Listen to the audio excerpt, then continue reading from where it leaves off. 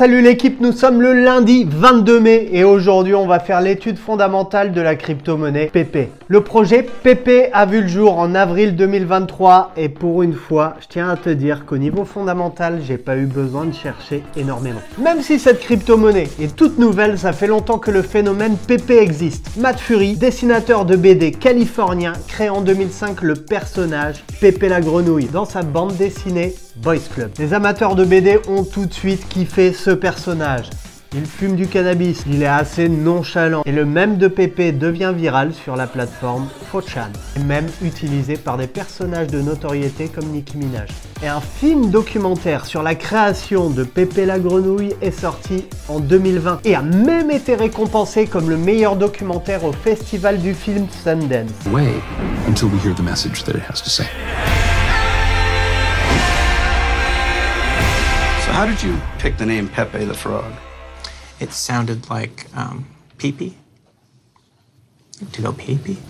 Mais c'est quelques années auparavant, en 2010, où le phénomène PP a un peu dérapé. En fait, les nationalistes américains, fascistes d'extrême droite, récupèrent l'image de PP pour se l'approprier. Jusqu'à ce qu'en 2016, Donald Trump retweet directement une image de PP qui lui était consacrée. Mais bon, arrêtons de parler de l'histoire ensemble, voyons plutôt le côté fondamental. L'équipe qui développe le PP, qui elle reste totalement anonyme, propose une offre maximale de 420 milliards de jetons. T'as compris le lapsus avec le cannabis? Et sa capitalisation boursière est actuellement de 583 millions de dollars. Construit sur la blockchain Solana, ce projet se divise en 3 phases. La phase 1, plutôt simple, proposer tout simplement le lancement.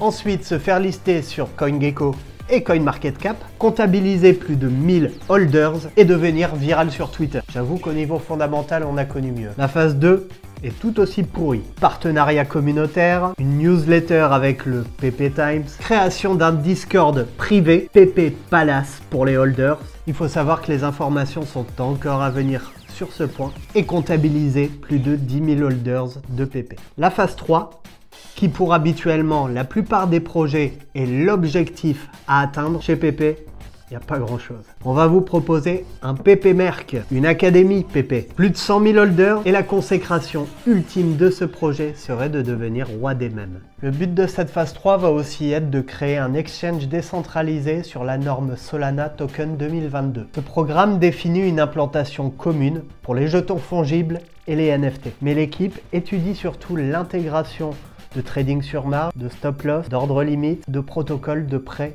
et d'emprunt. Comme je vous l'ai dit, fondamentalement, cette crypto-monnaie, c'est de la merde. Niveau fondamental, niveau projet, il n'y a absolument rien. Niveau vision, niveau communautaire, bien sûr qu'il y a de la communauté derrière, mais ce qui compte en crypto-monnaie et dans les investissements, ça va être le fondamental, ça va être le projet de A à Z.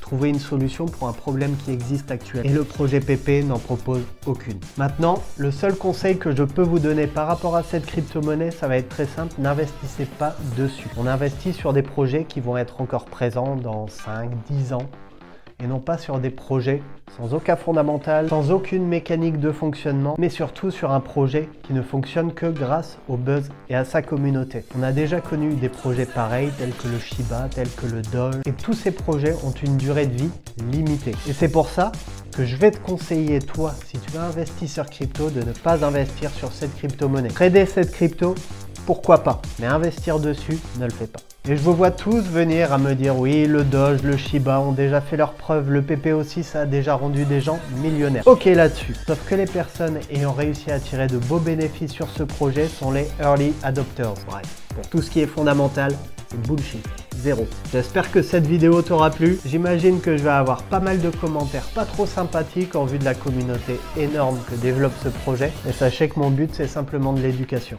Prenez soin de vous et on se revoit très vite sur YouTube et sur les différentes plateformes. Ciao l'équipe.